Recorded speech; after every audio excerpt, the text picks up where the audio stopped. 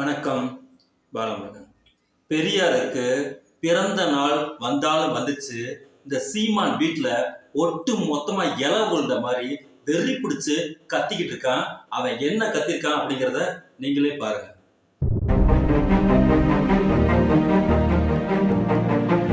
விளிம்புநில மக்களின் உரிமைக்கு நிக்கிற அப்படி வந்துருதா என்ன? அப்ப அப்படி வந்துருதா? பெரியார் பெயரை பயன்படுத்தாம தமிழ்நாட்டு அரசியல் எடுபடாதுன்னு சொல்லி இப்ப எங்க அரசியல் எடுபடுதா இல்லையா? எடுபடுதா இல்லையா?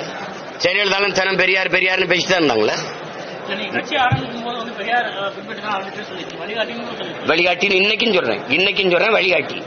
பெரியாரை இங்க பாருங்க, பெரியாரை தமிழ் தேசியத்தின் எதிரியா நாங்க பார்க்கல, ஆனால் தமிழ் தேசியத்தின் தலைவரா ஏற்கல. இது எங்க கோட்பாடு. பெரியாரும் செய்தார். எப்படி சொல்லணும் நீங்க? சாதிய ஒழிப்புக்கு, பெண்ணிய உரிமைக்கு, இந்த தீண்டாமை கொடுமைக்கு, மூட பழக்கங்கள் ஒழிப்பிற்கு பெரியாரும் போராடினார். நாங்க ஏற்கிறோம், எதிர்க்கல. பெரியார் தான் போராடினார், அதை ஏற்கல, எதிர்க்கிறோம். உங்களுக்கு புரியுதுன்னு நினைக்கிறேன். அப்ப எங்க பாட்டை முப்பாட்டில பல்லாங்குழி ஆடிட்டு கோழி குண்டு அடிச்சுட்டு இருந்தாங்களா? அப்போ என்ன பண்ணா? என்னதான்டா எங்களுக்கு தருவீங்க? வீரன்னா மராட்டிய மன்னன் சிவாஜி தான், பெண்ணுன்னா சான்சி ராணி தான். எங்க பாட்டி வேலுநாச்சியார் என்ன பண்ணா? அடுக்கு பானைல சட்டி பானை விளக்கிட்டு இருந்தாலா? எங்க பாட்ட முப்பாட்டுலாம் வழக்கமா குச்சி வச்சு ஒட்டை அடிச்சுக்கிட்டு இருந்தானா? வாழு மேலு வச்சு நாங்க வீர போர் புரியலையா? 8 நாள் சண்டை போட்ட சிவாஜியை பத்தி பேசுற, 8 மாசம் சண்டை போட்ட என் பாட்டன் மருதுவண்டியை பத்தி பேச மாட்டேங்கிற, வரலாற்றுல வல்லபாய் பட்டையில வைக்கிற என் பாட்டன் வாவுசி வைக்க மாட்டேங்கிற. என்ன நினைச்சுக்கிட்டு இருக்கீங்க? எல்லாரும் விளையாட்டு பண்றீங்க. நீங்க பெரியார் தான் அப்படின்னா எங்க முன்னோர்கள் பண்ணல. சாதி ஒழிப்புக்கு வள்ளுவனை பிறப்பு ஒக்கும் எல்லா உயிருக்கும், அதை தாண்டி தத்துவம் சொல்லு. பகுத்துண்டு பல் உயிர்கள் ஓம்புக, அதை தாண்டி பொது உடைமை தத்துவம் சொல்லு. யாரு பாடல? எங்கல்ல எவன் போராடல? அந்த பெருமை எனக்கு வரவே கூடாதுன்னு நினைச்சுக்கிட்டு இருந்தா இப்படி எங்க முன்னோர்களை சாதியை வளர்க்கணும், ஆமா சாதி வேணும் அப்படி பேசினாங்களா? சாதிய சிந்தனை கொண்டவன் இறைவனை வழிபடவே அருகதை கட்டவன், சாதிய எண்ணம் கொண்டவன் அரசியலுக்கு வந்தால் நாடு நாசமாகிவிடும் சொன்னது நாங்க இல்ல, தெய்வ திருமகன் ஐயா முத்துராமலிங்க தேவர். அவரை நீ என்ன கொண்டு நிறுத்தின? சாதிய குறியீடா நிறுத்தின. வைத்தியநாதையர் கோயில் நுழைய போராட்டம் இருக்கும்போது எல்லா பயிலும் எதிர்த்தீங்க. ஐயரை நீங்க கூட்டிட்டு போங்க, நான் இருக்கேன்னு சொன்ன ஒரே சிங்கம் எங்க தாத்தா தெய்வ திருமணம் முத்துராமலிங்க தேவர் தான். வரலாறு இருக்குல்ல. அதாவது கொஞ்ச நாளா அமைதியா விஜய மற்ற அரசியல்வாதிகிட்ட தனக்குள்ள இருக்கக்கூடிய அந்த RSS வெறித்தனத்தை கொஞ்சம் சாஃப்ட் ஹேண்டிலா பண்ணிட்டு இருந்தான். இப்ப எந்த இடத்துல இவனுக்கு ஆப்பு செம்மைய திருப்பி போட்டு அடி அடிச்ச ஒரு விஷயம், இந்த விஜய் வந்துகிட்டு இந்த சீமான் கும்பலை நல்ல செவிலே கொடுத்த மாதிரி ஒழுங்கு மரியாதையா ஓடி போயிருங்க, உங்களுக்கும் எங்களுக்கும் சம்பந்தமே கிடையாது, டோட்டலா உங்க கான்செப்ட் வேற, எங்களுடைய ஐடியாலஜி வேற. நாங்க தமிழ்நாட்டுல ஒரு கட்சி ஆரம்பிக்கிறோம்னா இங்கே இருக்கக்கூடிய சாயில் சைக்காலஜி, அதாவது தமிழ்நாட்டில் இருக்கக்கூடிய ஆகச்சிறந்த அரும்பெரும் தலைவர்கள் யார் அப்படிங்கிறது எங்களுக்கு தெரியும். எங்களுக்கு வழிகாட்டக்கூடியவர்கள் அந்த இடத்துல இருந்து வந்தாதான் அது சரியாக இருக்கும் அப்படின்னு சொல்லி அந்த வழிகாட்டுதலின் அடிப்படையில தந்தை பெரியாருடைய நினைவிடத்துக்கு வந்து உரிய மரியாதையை செலுத்தினார். அப்ப இருந்து இவன் அப்படியே அக்குள்ள வெடி வச்ச மாதிரி கத்தி குடிய கெடுத்துட்டு இருக்கான். அதாவது இவன் பேசியிருக்கக்கூடிய பேச்சு பெரியார் மண் அப்படின்னு சொன்னா இதுக்குள்ள எல்லாரும் வந்துருவாங்களாம். பெரியார் மட்டும் போராடல, எல்லாரும் போராடினாங்களாம். எல்லாரும் போராடுனால எல்லாரும் போராடக்கூடிய விஷயத்த நீங்க எல்லாம் மறைச்சிட்டாங்க, பெரியார் மட்டும் போராடினா இங்க சொல்லிட்டு இருக்காங்களா? எல்லோரும் போராடினார்கள் அப்படின்னு நீ சொல்றியே, இயக்கம் கண்டவர் யார்? இதுதான் முக்கியமான விஷயம். புத்தர் பார்ப்பனர்களை எதிர்த்து போராட்டம் நடத்தினார். இந்த இந்தியாவில முதல்ல பார்ப்பனர்களுடைய மிக குரூரமான ஒரு குணத்தை இந்த உலகத்துக்கு அம்பலப்படுத்தியவர் புத்தர். ஆனால் புத்தர் செய்த மாபெரும் கொடுமையான காரியம், அந்த பார்ப்பனர்களை எதிரி என்று காட்டாமல் அப்படியே விட்டுட்டாரு. அதன் அடிப்படையில நாளடைவுல அந்த புத்த இயக்கத்துக்குள்ளேயும் துஷ்யமித்திரன் போன்ற பார்ப்பன கும்பல்கள் உள்ள பூந்து புத்தத்தையே அழித்து நாசம் செய்து விட்டார். அதுக்கு அதே மாதிரி அண்ணல் அம்பேத்கர் இந்தியா முழுக்க ஆகச்சிறந்த அறிவாளியாக இருந்தவர். இந்த இந்தியாவுக்கே மிகப்பெரிய வழிகாட்டி.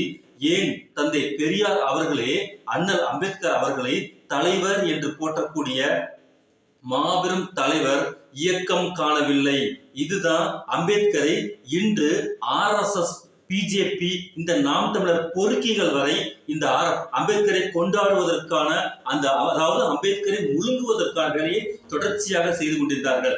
இப்போது இந்த கேடுகட்ட பொறுக்கிகள் எப்படி இங்கே திராவிடர் இயக்க தலைவர்கள் இந்த திராவிடர் இயக்கத்தால் வழிகாட்டக்கூடிய அளவிற்கு பெரியாரின் வழிகாட்டுதலை ஏற்றுக்கொண்ட தலைவர்களாக இருக்கக்கூடிய அனைத்து தலைவர்களையும் இரண்டாக பிரிப்பது, அதாவது பெரியாரை தனியாகவும் பெரியாரால் வழிகாட்டப்பட்டு பெரியாரின் வழிகாட்டுதலை ஏற்றுக்கொண்ட தலைவர்களை தனியாகவும், அதாவது அவர்களை ஜாதிய கட்டுமானத்துக்குள் அடைக்கக்கூடிய வேலையை மிக துல்லியமாக அயோக்கியத்தனமாக இந்த கேடியிலும் கேடி இருக்காம இந்த சீமான் அவன் மிக துல்லியமா செஞ்சுட்டு இருக்கான். வடநாட்டுல எப்படி அம்பேத்கரை ஜாதிய தலைவர்களாக உள்ள கொண்டு வருவதற்கு RSS மிக தெளிவாக திட்டம் போடும். அதாவது RSS வந்துட்டு அம்பேத்கருடைய பிறந்தநாளை கொண்டாடும். அங்க எல்லாருமே என்ன பண்ணுவாங்க, சரி ஓகே அம்பேத்கர்ங்கிறது ஒரு கான்ஸ்டிடியூஷன் லீடர், அதனால அவரை கொண்டாடுறாங்க அப்படிங்கிற சாஃப்ட் கண்டில அம்பேத்கரை எடுத்துக்கொள்ளும் போது அதற்கு இணையாக வெறி பிடித்த அளவிற்கு அங்க தாழ்த்த ஒடுக்கப்பட்ட ஒரு மக்களை மிக கூரமாக நசுக்கக்கூடிய வேலையை அங்க செய்யும். மேலோட்டமா இவங்க என்ன பண்ணுவாங்க, பாவலா வேலை கட்டுவாங்க. அதே மாதிரி தென்னாட்டில் ஒட்டு மொத்தமாக வடநாட்டுல RSS கையில் இருக்கக்கூடிய அந்த வேலையை தென்னாட்டில் சீமான் என்கிற ஒரு கேடுகிட்ட நாளாந்தர பொறுக்கி பெரியாரை இரண்டாக பிரிக்கிறது. அதாவது இவன் கொண்டாடக்கூடிய தலைவர்கள் பாருங்களேன், இவன் தனிப்பட்ட முறையில ஒரு தலைவர்னு கொண்டு வந்திருக்கக்கூடிய அத்தனை பேருடைய லிஸ்டும் தந்தை பெரியாருடைய ஒரு நாணயத்தின் இரு பக்கங்களாக இருக்கக்கூடியவர்கள். தாத்தா இரட்டைமலை சீனிவாசனாக இருக்கட்டும், அண்ணல் அம்பேத்கராக இருக்கட்டும், நேத்திக்கு வரைக்கும் கொண்டுட்டு வந்திருக்கக்கூடிய இந்த திருவி கல்யாண சுந்தரா இருக்கிற பார்த்தீங்கன்னா அவராக இருக்கட்டும், பாபுசியாக இருக்கட்டும், எந்த தலைவர்களாக இருக்கட்டும், கர்ம வீரர் காமராசராக இருக்கட்டும், இன்னும் இவனுக்கு என்னென்ன வீர தலைவர்களை கொண்டுட்டு வராங்களோ அனைவரும் யாரோடைய சமகால பயணம் செய்தவர்கள், பெரியாரின் கொள்கைகளோடு ஏற்றுக்கொண்டவர்கள். அவர்களை இரண்டாக பிரித்து ஜாதிய கட்டுமானத்திற்குள் கொண்டு வரக்கூடிய வேலையை மிக துல்லியமாக இவன் செய்கின்றான். முத்துராமலிங்க தேவர் இவனுடைய வார்த்தைகளை பாருங்க, இவன் ஜாதியை எதிர்த்து பேசுற மாதிரி பாவலா காட்டுவான். ஆனால் அதற்காக போராடி தன் இன்னுயிரை நீத்தார் முத்துராமலிங்க தேவர், அந்த தேவரை அடையாளம் பண்ணுவான். ஆனா காமராசர்கிட்ட நாடார்னு போட முடியாது. ஆனால் காமராசர் செய்திருக்கக்கூடிய வேலையை அவர் யாரோட வேறுபடுத்தி பார்ப்பனா, இந்த பெரியார் அப்படிங்கிறதுக்கும் காமராசருக்கு சம்பந்தமே கிடையாது. இது அனைத்து திட்டமும் காமராசர் கொண்டுட்டு வந்தாருன்னா அந்த காமராசரை தன்னை நீ ஈக்குவல் முன்னிலைப்படுத்திக்குவான். அதாவது நாடார் சமூகத்துல இருக்கக்கூடியவங்க அப்படி தீரன் சின்னமலை சாது, அதுக்கப்புறம் இமானுவேல் சேகரன், இந்த மாதிரி அந்த தலைவர்கள் எல்லாத்தையும் கொண்டுட்டு வந்து அந்த ஏரியாவில் இருக்கக்கூடிய ஜாதி வாக்குகளை நாம் கட்டமைத்து உள்ளே விழுங்கிவிட வேண்டும்.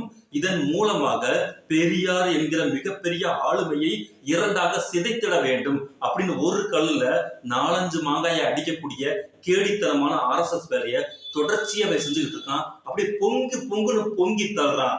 ஒவ்வொரு முறையும் இவன் அம்பலப்பட்டு கொண்டிருப்பதுதான் இதுல மிச்சம்.